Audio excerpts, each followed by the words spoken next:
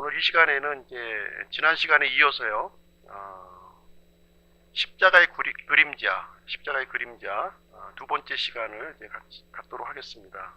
지난 시간에 십자가의 그림자로서 아담과 이브의 가족옷 살펴보았고요.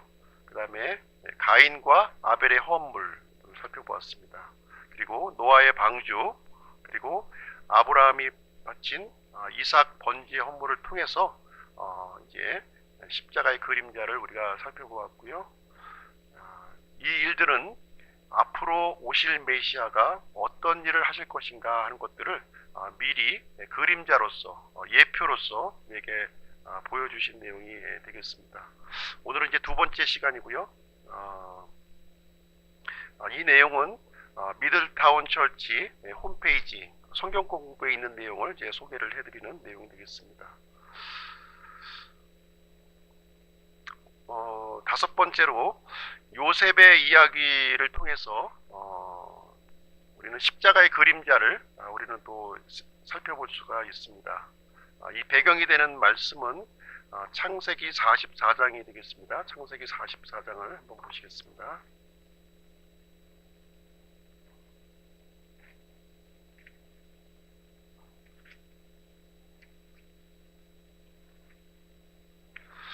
창세기 44장은 이제 요셉의 이야기를 이제 다루고 있는 대목인데요.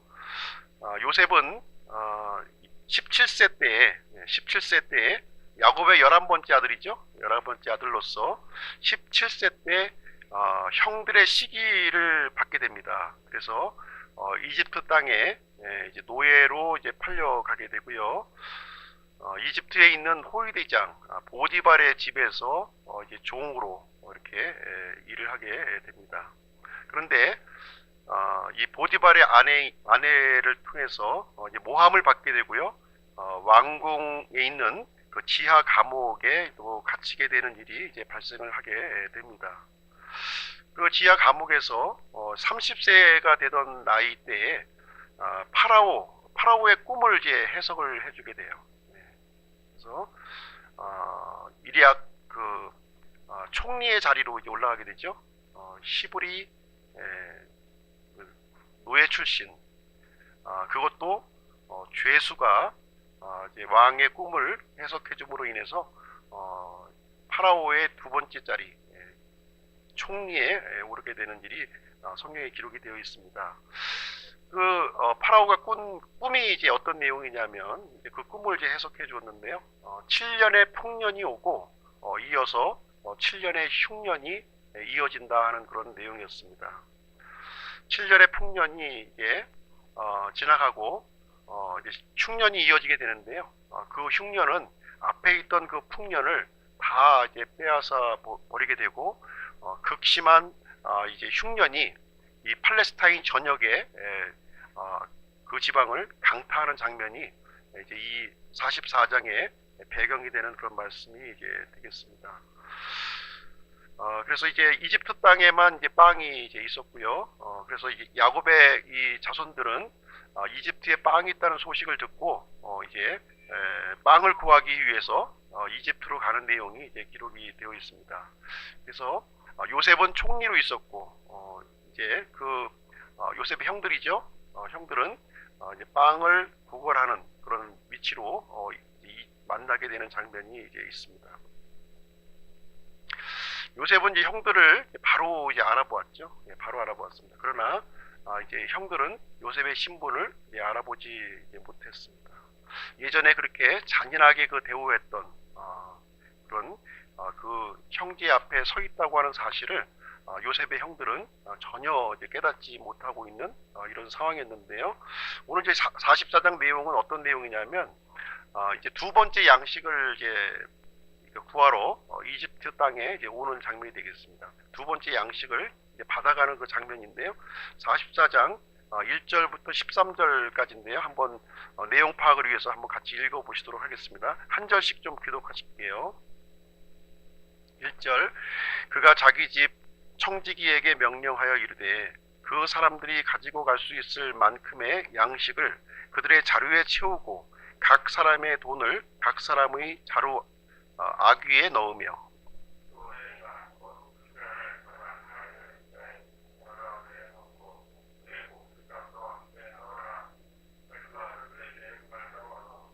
아침이 밝음에 곧 그 사람들과 그들의 나귀들을 보내니라.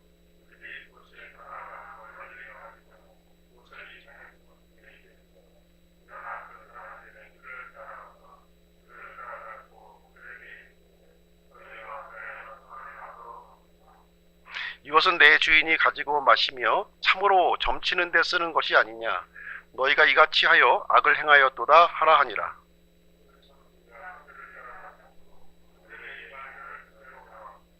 그들이 그에게 이르되 내 주께서 어찌하여 이런 말씀을 하시나이까. 주의 종들은 결코 이런 일을 하지 아니하나이다.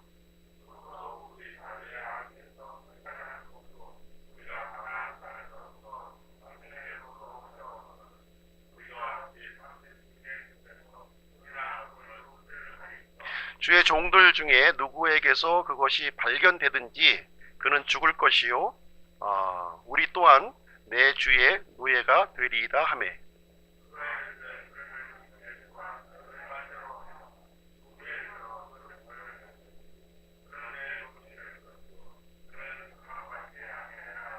이에 그들이 각각 급히 자기 자루를 땅에 내려놓고 각각 자기 자루를 보니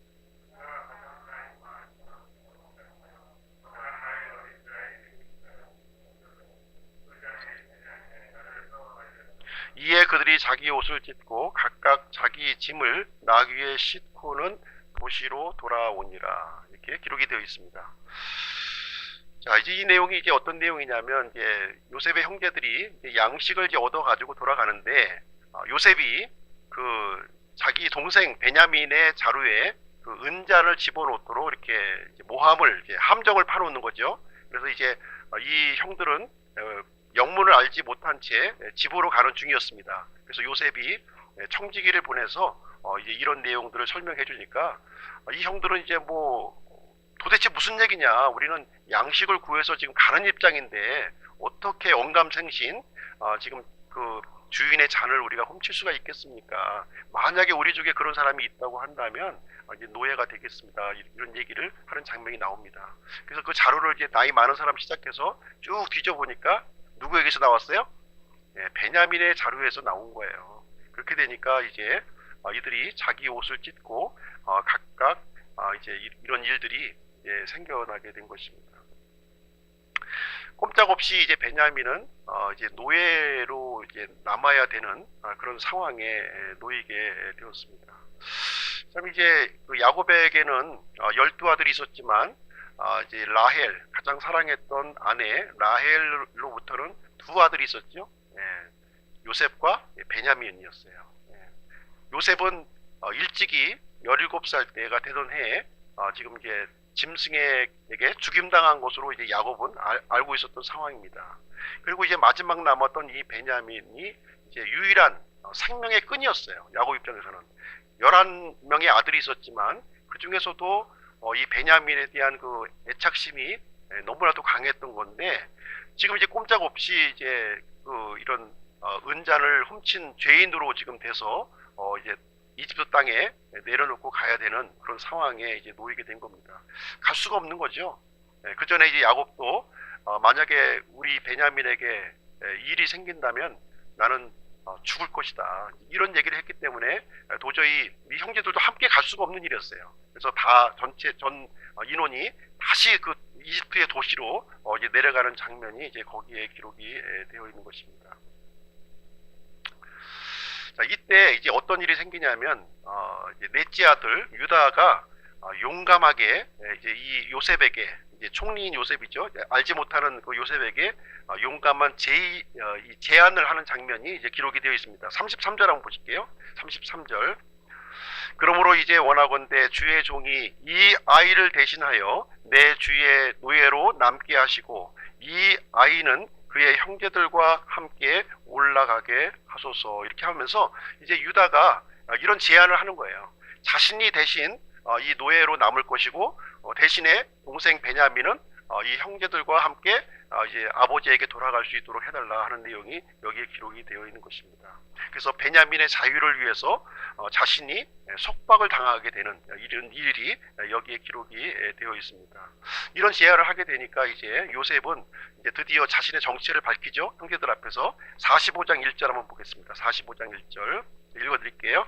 그때 요셉이 자기 옆에 서 있던 모든 자들 앞에서 자기를 억제하지 못하여 소리를 질러 모든 사람을 자기에게서 물러가게 하니라. 요셉이 자기 형제들에게 자기를 알릴 때 그와 함께 서 있던 자가 아무도 없었더라. 그러면서 요셉이 이제 마침내 그 형제들에게 자신이 요셉이라고 하는 사실을 알리면서 이제 대성통곡을 하는 장면이 여기 이제 이어지는 장면이 이제 되겠습니다. 유다는 여기서 이제 베냐민의 대속물이 되기로 이렇게 자처하는 장면이 여기에 기록이 되어 있고요. 이 행동을 통해서 우리는 누구를 생각할 수 있습니까? 앞으로 오실 메시아께서 이 대속물이 되신다고 하는 사실을 이 내용을 통해서 알 수가 있는 것입니다. 수백 년을 지나서 유다 지파를 통해서 이제 한 아들이 태어나게 되는데요. 바로 그분이 주 예수 그리스도신 것입니다.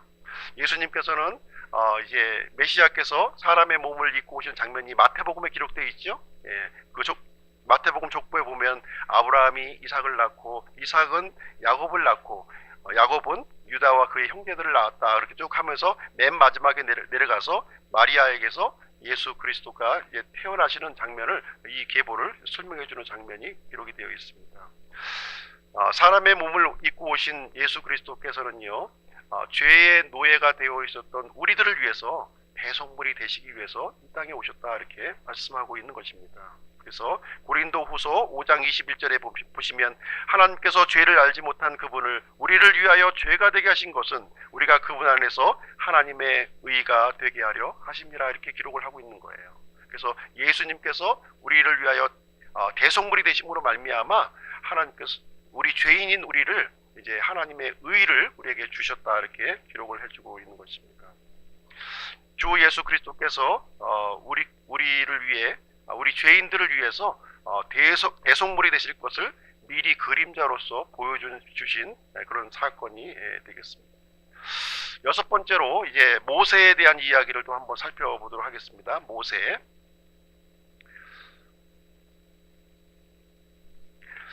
모세 시대에 하나님께서는 이제 이스라엘 백성들이 400년간 이제 노예로 있었죠. 400년간 노예로 있었어요. 그래서 이스라엘 백성들을 이제 구출하기를 원하셨는데 이 파라오가 말을 안 듣는 거예요. 200만 명 되는 이 인원은 엄청난 국력이고 노동력이었어요. 그래서 이스라엘 백성들을 이제 떠나보내지 않는 모습을 우리는 이제 성경을 통해서 살펴볼 수가 있습니다.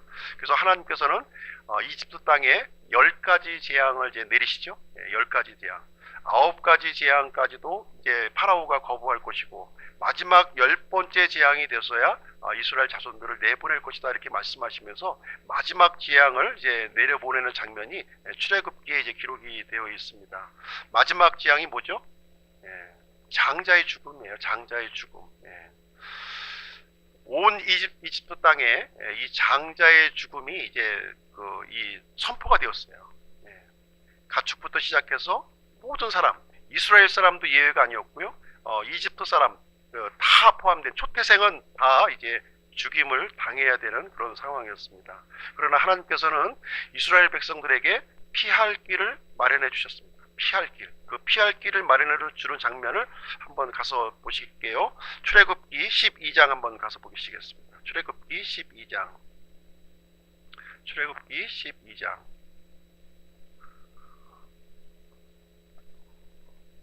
1절부터 4절까지 말씀인데요. 제가 한번 읽어드리겠습니다.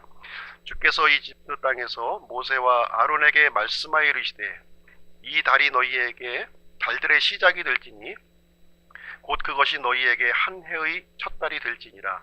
너희는 이스라엘 온 회중에게 말하여 이르라. 이달 10일에 그들은 자기 조상들의 집에 따라 자기들을 위해 각 사람이 어린 양을 취하되 한 집에 어린 양 한 마리를 취할지니라. 그 어린 양에 대하여 집안 사람이 너무 적으면 그와 그의 집의 이웃이 혼들의 수에 따라 그것을 취하되 각 사람이 자기가 먹는 양에 따라 그 어린 양에 대하여 계산할지니라. 여기 이제 어린 양 반복돼서 나오죠.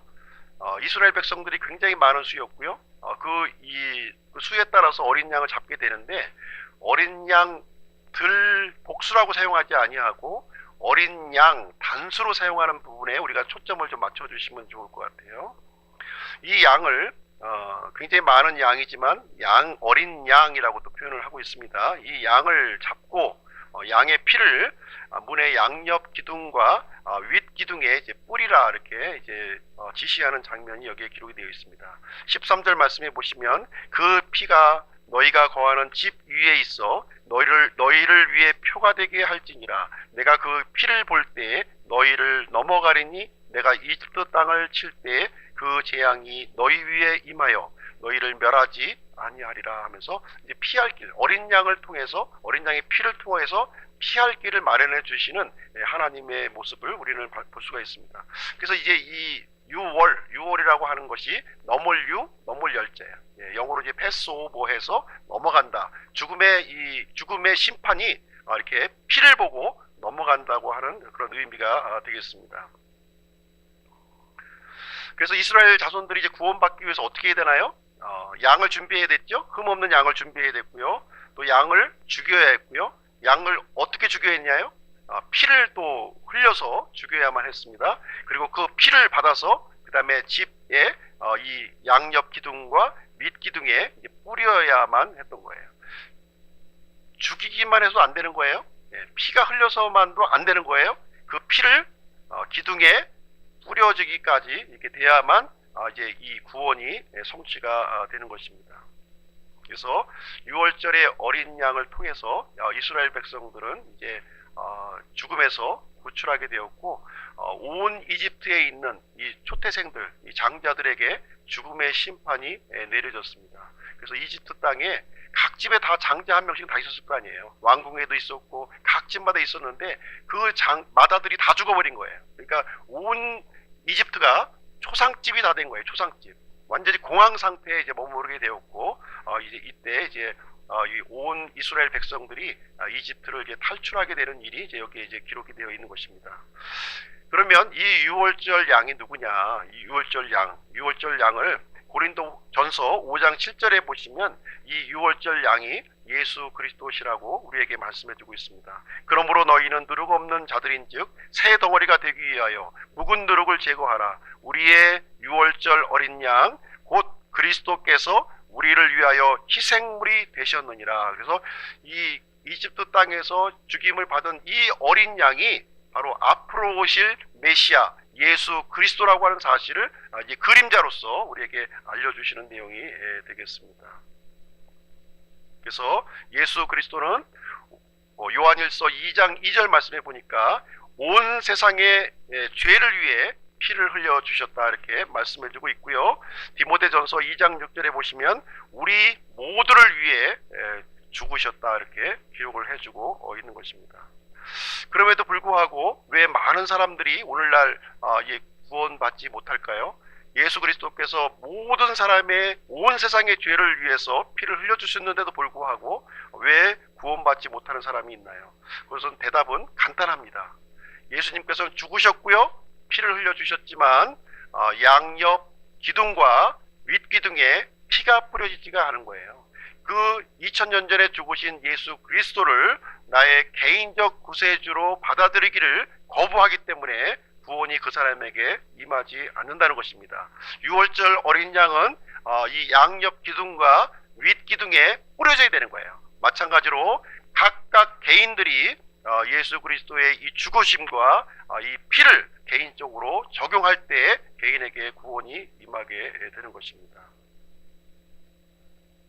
그래서 예수님은 유월절 어린 양이 되어주셨고요, 하나님의 피를 우리에게 흘려주셨습니다. 그래서 예수님께서 흘려주신 이 피는 보배로운 피라고 합니다. 보배로운 피, 하나님의 피예요. 온 세상의 죄를 덮고도 남을 하나님의 피를 뿌려주신 거예요. 그래서 누구든지 예수 그리스도의 피를 이렇게 의존하고 나오는 사람들에게는 구원을 허락해 주신다고 하는 사실입니다. 일곱 번째 내용을 말씀드릴게요. 일곱 번째 십자가의 그림자에 대해서 소개를 해드리도록 하겠습니다. 일곱 번째는 성막이에요. 성막. 성막이 일곱 번째 그림자로서 우리에게 알려주시고 있는 내용이 되겠습니다. 모세 시대에는 오늘날과 같은 성경이 있었을까요? 없었을까요? 오늘날 같은 성경이 없었어요. 모세 시대에 유일하게 받았던 것이 십계명 돌판으로 하나 돌비로 받은 것이 전부였습니다. 그래서 하나님께서는 대신에 성막이라고 하는 이 보이는 성경을 주신 거예요. 성막이라고 하는 보이는 성경을 주셨다. 그래서 이 성막은 이스라엘 진영의 제일 한 가운데에 위치하고 있었고요. 이 성막을 통해서 이제 메시아가 어떤 분이시며 메시아가 앞으로 어떤 일을 하실 것인가 하는 부분에 대해서 이 성막을 통해서 우리에게 가르쳐주고 계시다고 하는 사실입니다. 그래서 이 성막은 이 메시아를 예표하는 그런 그림자가 되는 것입니다. 성막에 들어가게 되면요, 제일 먼저 발견되는 그 기구가 있는데요. 그것은 무엇이냐면 놋제단이었어요. 놋제단. 놋제단에는 이스라엘 자손들이 이제 짐승을 이제 끌고 오는 겁니다. 짐승을 이렇게 끌고 와서 희생 헌물을 이제 가지고 데리고 옵니다. 죄를 지은 사람들은 가지고 오는 거예요. 그래서 흠 없는 짐승이어야겠죠. 흠 없는 짐승을 이제 이렇게 데리고 왔습니다. 이제 이 짐승 위에 이제 그 죄인이 그 머리 위에 안수를 하는 거예요. 안수를 해서 나의 죄를, 나는 하나님 앞에서 죽어 마땅한 죄인이라는 거예요. 죽어 마땅한 죄인인데 이 무지한 짐승이 나를 대신해서 죽을 것이라는 거죠. 그래서 나는 내 죄를 이 짐승 위에 올려놓는다, 이런 이 고백을 하면서 안수를 하는 거예요. 그러면 이제 이 동물은 그때부터 이제 헌물이 되는 거죠. 이 동물이 헌물로 이제 변화가 되는 것입니다. 그래서 이 죄인을 대신한 희생 헌물이 되어서 이제 이 사람이 이제 짐승을 죽이는 겁니다. 목을 따서 피를 흘리고 각을 떠서 그 다음에 이제 이 조각조각 난 것을 제사장에게 주게 되면 제사장은 번제단에 집어넣어서 이제 불타는 그 불에 완전히 소각시켜 버리는 것이 바로 이제 번제 헌물이 되겠습니다.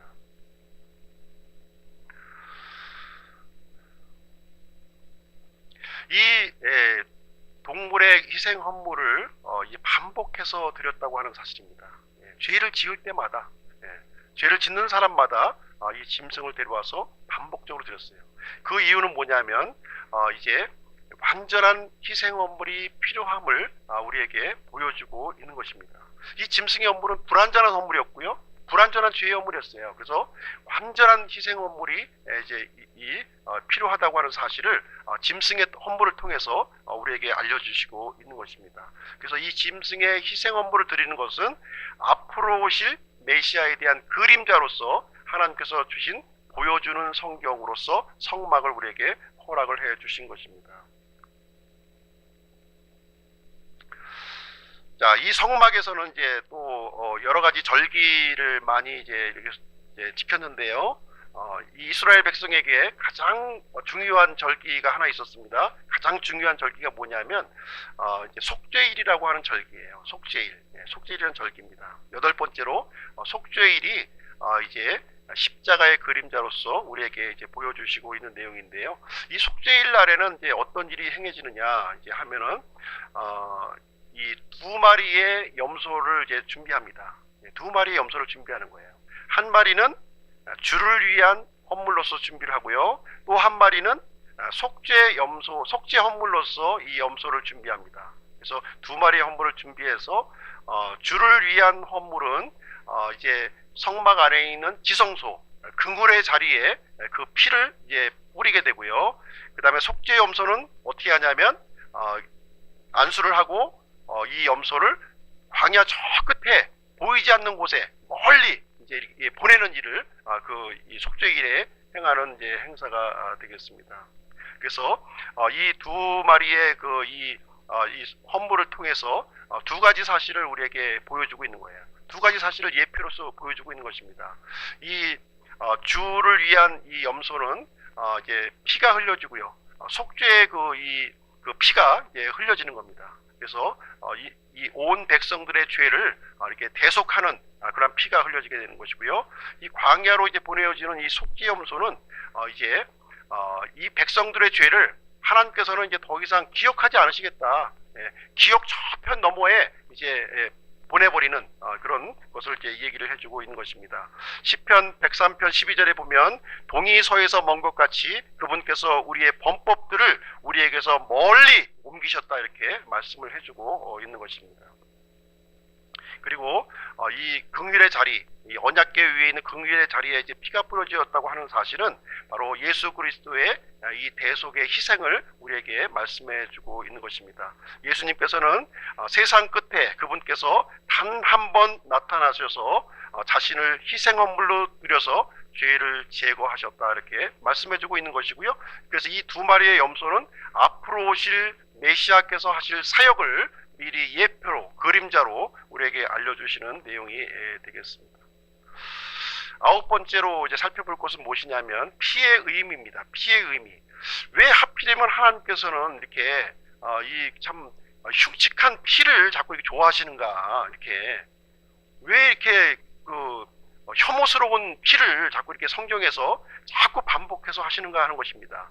이 피에는 중요한 의미가 있다는 거예요. 피에는.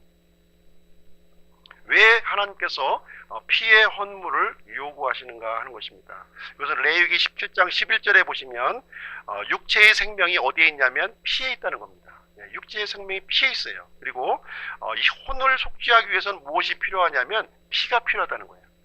다시 말하자면 피는 생명이기 때문에 이 혼의 죄를 속죄하기 위해서는 생명이 필요한데 바로 그래서 피 흘림이 있어야 된다. 죽음이 있어야 된다는 사실을 성경은 명백하게 우리에게 일관되게 가르쳐주는 진리의 말씀이 되겠습니다. 우리는 피 없이 살 수가 없죠? 피 없이 살 수가 없습니다. 사람이나 동물이나 피 없이 존재할 수가 없어요. 피를 많이 흘리게 되면 어떤 생명체든지 간에 죽을 수밖에 없는 것입니다. 도살된 그 도살장에 한번 가보신 적 있나요? 저는 뭐 도살장까지는 가본 적이 없는데 도살장에 가보게 되면 이제 이 목에 이제 칼구멍을 이렇게 내고요, 이제 피를 다 이제 쏟아내는 거예요. 피를 완전히 쏟아냅니다. 참 이제 그 이 비명소리와 이 죽음과 이 비린내와 피 흘림을 통해서 아주 그 이 끔찍함을 우리는 이제 경험해 볼 수가 있는데요. 하나님께서는 이스라엘 백성들에게 이 그림을 좀 자주 보기를 원하셨다는 거예요. 자주.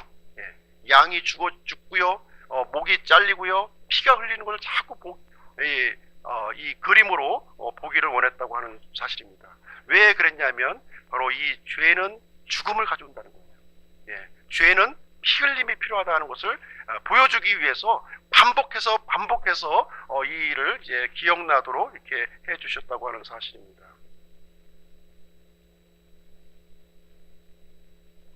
그래서 히브리서 9장 22절에 보시면 피 흘림이 없은즉 죄사함이 없느니라 이렇게 말씀해 주고 있습니다. 죄는 반드시 죽음으로써 갚아야 돼요.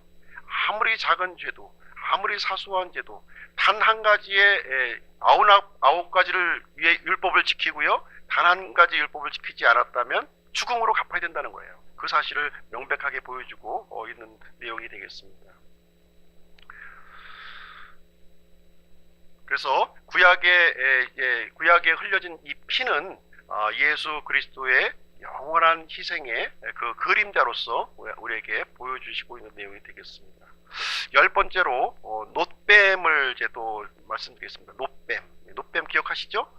광야에서 이제 모세가 놋뱀을 이제 만드신 사건도 이 십자가를 예표하는 그림자가 되겠습니다. 구약은 책을 우리에게 보여주고 있고요, 신약은 거기에 대한 자막을 우리에게 보여주고 있는 거예요. 그래서 이 구약과 신약이 하나로 합쳐져서 하나의 영화로 우리에게 주어지고 있는 내용이 되겠습니다. 그래서 모세가 만든 이 놋뱀, 광야에서 만들어진 이 놋뱀은 민수기 21장에 나와 있는 그림책이에요. 우리 그림책으로 우리에게 구약 성경을 보여주었고요. 그럼 신약의 자막은 어디에 해당되느냐? 요한복음 3장 14절에 나오는 이제 그 내용을 우리의 자막으로 우리에게 보여주신 내용이 되겠습니다. 십자가 위에 달리신 그 그리스도를 이제 보여주고 있는 것이죠. 그래서 광야의 노뱀은 십자가 사건을 예표하고 있습니다. 그래서 이스라엘 백성들은 하나님에게 죄를 지었고요, 멸망하고 있었습니다. 이스라엘 백성들이 그 뱀의 독을 다 이렇게 맞았는데요, 구원을 위해서 할 수 있는 일은 단 한 가지도 없었어요. 그냥 죽는 거였어요. 그러나 모세가 이제 노뱀을 만들었고요, 누구든지 모세가 만든 노뱀을 쳐다보기만 하면 구원을 받는다고 하는 처방책을 마련해 주셨습니다. 오늘날에도 마찬가지예요. 오늘날의 모든 사람들은 지금 뱀의 죄라고 하는 뱀의 독에 우리가 다 물려져 있는 것입니다. 이제 죽음으로 다 향하고 있는 것이고요, 지옥으로 향하고 있는 거예요. 사람의 입장에서 아무것도 할 일이 없어요. 오직 죽는 일밖에 없는 것입니다.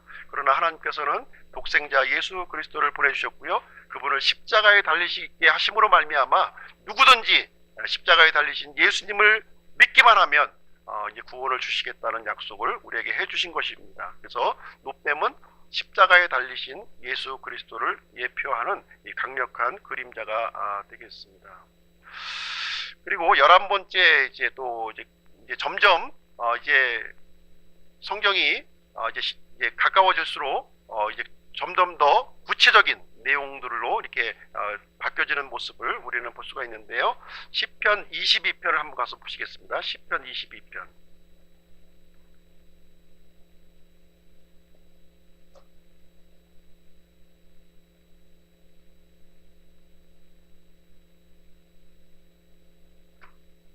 시편 22편 뭐 다 읽을 수는 없고요. 예.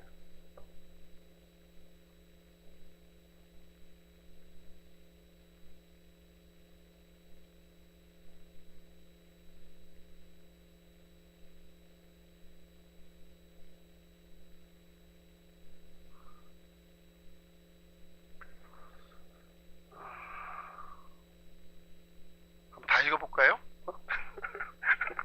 그래서 길긴 한데 시간이 좀 저기 하니까 이제 1절부터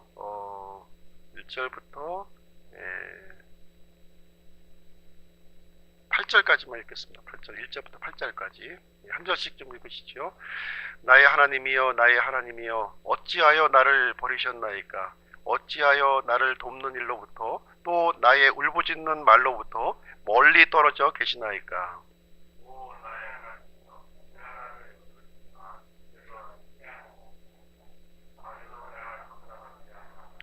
그러나 오 이스라엘의 찬양 가운데 거주하시는 주여, 주는 거룩하시니이다.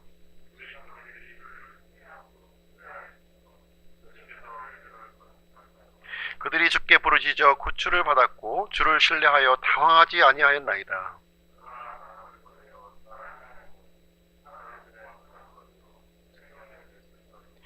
나를 보는 모든 자들이 나를 비웃으며 입술을 내밀고 머리를 흔들며 말하기를,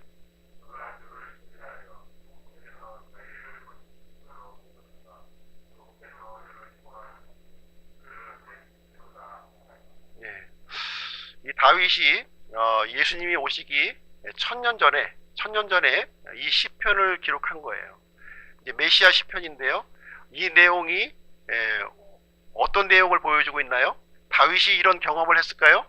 다윗이 경험한 내용이 아니에요. 이것은 다윗을 통해서 하나님의 영감으로 이 성경 기록이 기록되어 있고요, 앞으로 오실 메시아께서 하실 그 사역을 분명하게 선명하게 우리에게 보여주고 있는 내용이고요. 다윗이 오고서 천년 뒤에 예수 그리스도께서 이 땅에 오셔서 십자가에서 달리신 일을 마치 눈앞에 있는 그 그림을 쳐다보면서 기록하듯이 성경이 기록되었다고 하는 사실을 우리는 부인할 수가 없는 것입니다. 하나님께서 이 사실을 기록하셨다고 하는 사실을 우리는 부인할 수가 없어요. 마지막으로 12번째로 메시아에 대한 이 십자가의 그림자로서 우리에게 가장 선명하게 보여주고 있는 성경은 이사야서 53장입니다. 우리 다 잘 알고 있는 내용이에요. 이사야서 53장 한번 보실게요.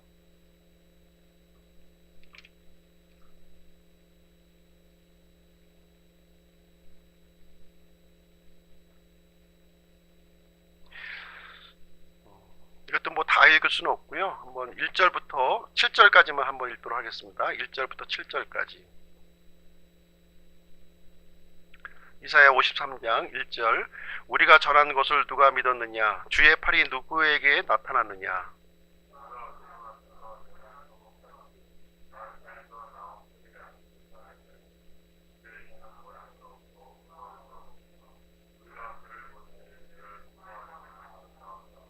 그런 사람들에게 멸시를 당하고 거부되었으며 슬픔의 사람이요 고통을 잘 아는 자라. 우리는 그를 피하려는 것 같이 우리의 얼굴을 감추었으며 그는 멸시를 당하였고 우리는 그를 귀히 여기지 아니하였도다.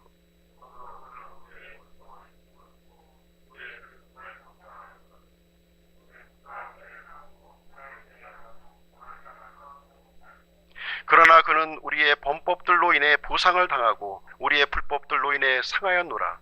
그가 징벌을 받음으로 우리가 화평을 누리고 그가 채찍에 맞음으로 우리가 고침을 받았도다.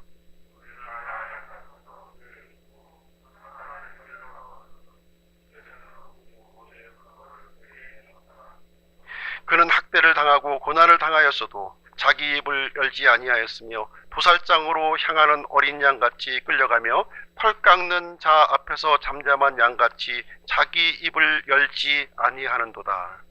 이사야서 53장을 그냥 편견 없이 그냥 읽으면 누구를 가리키는 겁니까? 예수 그리스도를 가리키고 있는 거예요. 명백하게 가리키고 있습니다.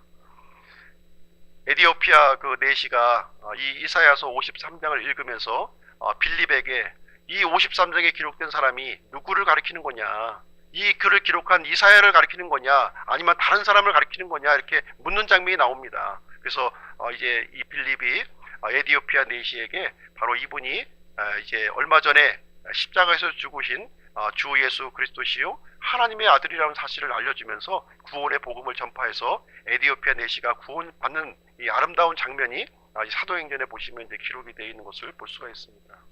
그래서 이사야도 예수 그리스도가 오시기 전에 600년 전에 이 글이 기록된 거예요. 가장 선명하게 예수 그리스도의 이 십자가의 죽음에 대한 이 장면을 우리에게 보여주고 있는 내용이 되겠습니다. 지금까지 이제 십자가를 예표하는 이 그림자를 우리가 함께 쭉 살펴보았습니다. 구약 성경을 우리가 읽으면서 만약에 그리스도를 발견하는데 실패했다면 우리는 모든 것을 놓친 것과 똑같습니다. 그래서 이 구약 성경에 보면 앞으로 오실 메시아에 대한 내용이 이렇게 있는 것을 우리가 볼 수가 있습니다.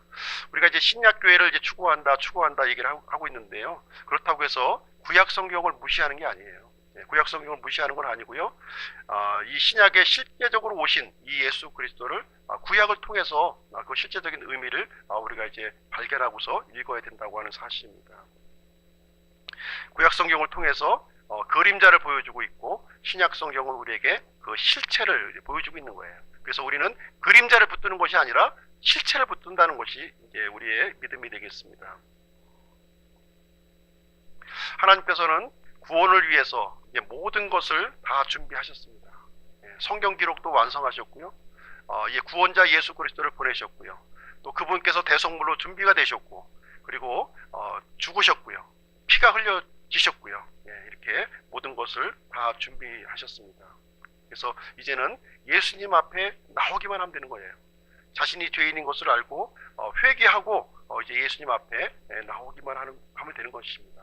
그러나 끝까지 예수 그리스도를 인정하기를 거부한다면 하나님께서 그 사람에게 구원이 임할 수는 없는 것입니다. 그래서 주 예수 그리스도를 마음으로 믿기만 하면 누구든지 구원을 받는 일이 발생하게 됩니다. 그래서 주 예수 그리스도를 굳게 붙드시기를 주님의 이름으로 축원드립니다.